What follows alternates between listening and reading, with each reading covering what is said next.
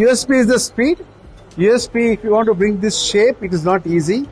With the 3D printer, any shape is possible. It's all controlled by laptop.